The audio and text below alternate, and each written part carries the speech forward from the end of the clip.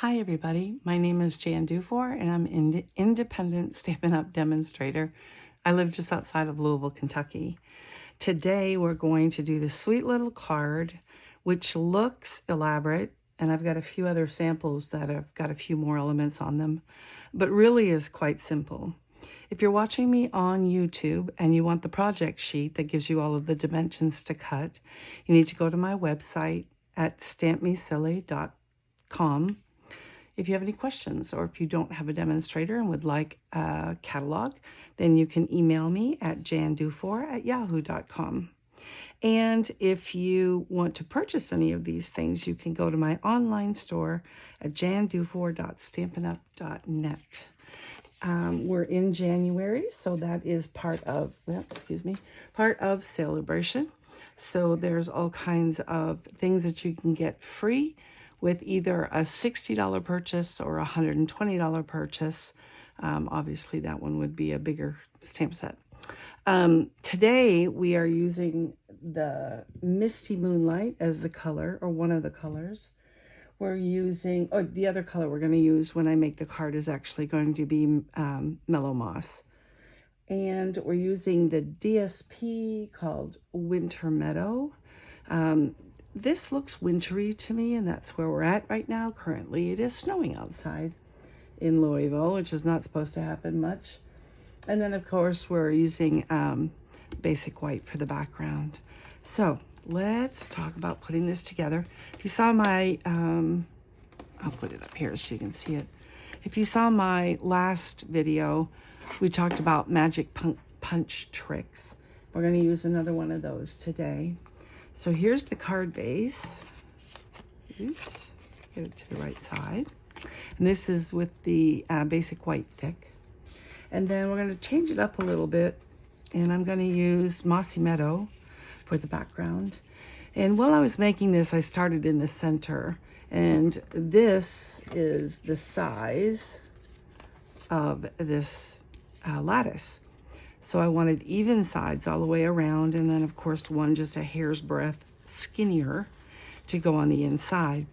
But when I did that, I noticed, and I knew because of the measurements, that if I centered it, I would have larger borders here than I do here. If that doesn't bother you, then you can certainly center it. I decided I was going to put it off center so it looked like I meant to do that, which it kind of did mean. My voice is a little hoarse. You know, the changes in temperature, I mean, it's going from, 48 to 2. So it's kind of messing with me. I don't feel bad, though, and it doesn't hurt. So no worries. There's lots of sick people around. I'm just not one of them. So I am putting it off to the side. I'm kind of making these measurements the same. And we're going to put that down. And then the DSP, I know lots of our papers are made with, this is a, let me just get one that's full. You get these sheets that are either like this or obviously 4 corners, where you can chop them up and make 4 cards or 6 cards based on how it's cut up. For some reason, that challenges me. I have a hard time. I see beautiful cards on there, but I just seem to have a hard time. So I've been splitting them up, and it's been working out great. So here's my little piece, and this piece measures 2.5 by 4. But if you're worried about it hanging over, go down 1 tick mark from the 4, and that will be 3 15/16, if that doesn't scare you. I just found it hung in a little place because I apparently didn't cut it perfectly. So I just went down in size a little bit. And then this does have even borders, so you want to center that. As long as you don't push it down, you can really move it around for quite some time. Once you push it down, it pretty much wants to stay there. It's really strong adhesive. Although I've successfully ripped off things, and, as long as the back side of it doesn't matter. So with the lattice, there are several different things you can do. You can cut it out of our two-sided adhesive, and it's a little bit puffy, and then you can peel it off. Or you can just, put a few dots. So I put one tiny little dot there, but then I wipe it off and put it elsewhere, mostly in the center of these little things.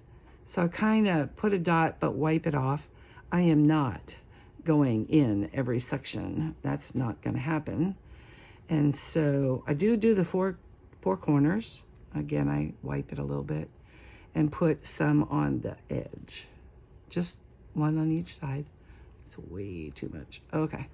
And that's enough. It's not going anywhere. It's not being pulled on or anything like that. So it's fine. So again, I'm not pushing real firm because there is a little bit of leeway behind there. And I want to get it centered. So there we go. We got that on there. Isn't that pretty? Just all by itself. It could go like that.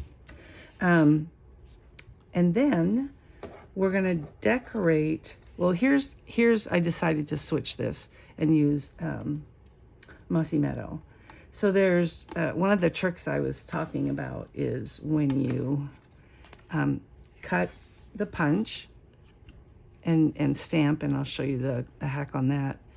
And then you cut the punch again in another color. Well, obviously, if you put it behind it, it's not going to show. So by cutting it, as long as one of the edges is the same size, you're not going to see the split because this is the same size right here. And that's how that works. Now, on this one, I went with the blue, Misty Meadow. No, Mossy. No, yeah. Misty Moonlight. Holy cow. Brain's gone. And just so you can see the difference, I basically wanted it because it's overlapping the green. So we'll just go with that. I'll show you some other ones I played with. So, well, probably better to put the glue on here. I'm not paying attention to myself. It doesn't matter that there's glue there because you're going to be gluing it down, so it's fine. And you can do it any length that you want, but I basically just put the curve of this into the notch of that. And that was enough. It showed enough. Let's see, it's just barely touching. And then make sure it's lined up. You can flip it over, make sure it's not hanging over in the wrong spot. Again, I would have put the glue here, not up here because it's going to show. And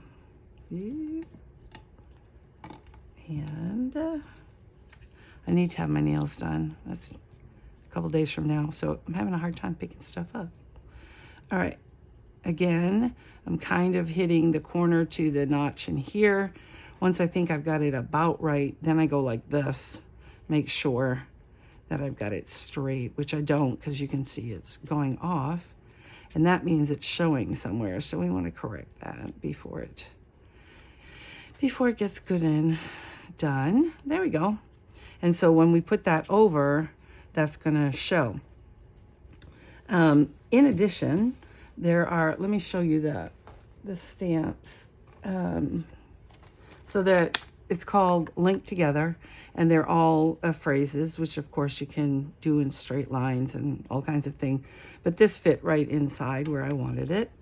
And then it comes with some masks. So if you want, you can do some stenciling, and they build on each other like this one.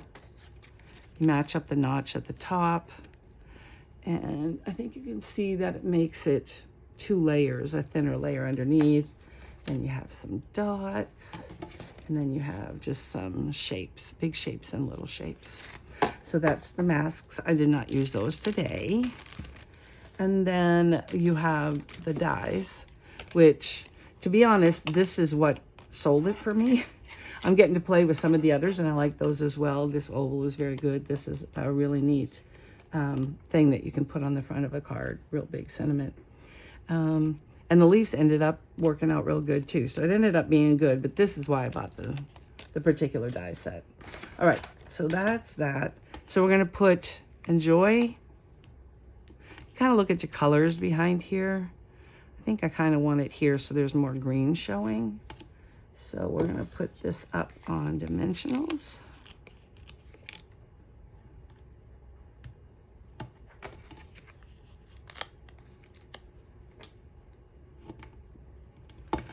And I'm going to show you how I stamp the sentiment. It's the same process I use all the time, but if you're new, first of all, welcome.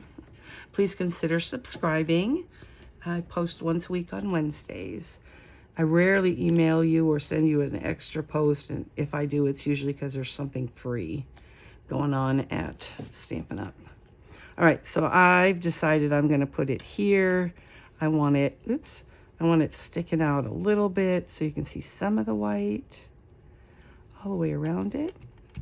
And then I started playing with these things, and I kind of like them. So I think I'm just going to glue that one on top of there. Or maybe I'll just leave this one alone. I'll show you some with them, with the leaves on them. All right, so there you have it. There's a simple little card, little punch, little die cut, and you're off. And you can use any, there are so many. In the new catalog, we have little bunnies in a garden type setting. Those would be so awesome behind there. All kinds of things. So there's those two. We didn't put any bling on it. Come on now. I'll put some bling. And I think I'll use green since it's going to be just below the green. I could have used blue as well. There's so much of both colors that would go fine. All right. Now, let me first show you the trick, if you will. For those of you that may not know this. This is a MISTI. We had to give up our beloved Stamparatus. There is none as good as our Stamparatus. It did so many things. So if you can get one on eBay, that would be my first option. There's nothing wrong with the MISTI. It's well made. I just don't like that this doesn't sit still. I don't like that it doesn't detach, which ours did. But the rest of it, I mean, it functions very well. So what I did was I took just a quarter of a sheet of cardstock and I made the punch. I put arrows so I know which way I'm using this because it's easy to get them turned around. And then I just took this off and put it in there. And at first glance, this particular one kind of goes off into the stratosphere. As you can see, it goes up, and I liked it like that, but in this small punch I just felt like it needed to be straight, so I just played with it and stamped it on regular paper until I got it where I wanted it. And then you just take and I'll show you this trick too. You just punch a whole bunch of these real quick, and then you slide them in the template, make sure it's in there flat, and then you can stamp away. You can do these in big bunches. The other thing you can do, if you don't want to mess with the Stamparatus, or you just don't want to have the background punch, is you can add color by literally rolling it in the ink. Keep your fingers away from it because it can get messy. And that gives you enough so that if you were putting it here, for instance, you can see the edges because of the ink color. So that's another little trick. All right, let's go look at the other two that I made. They're similar.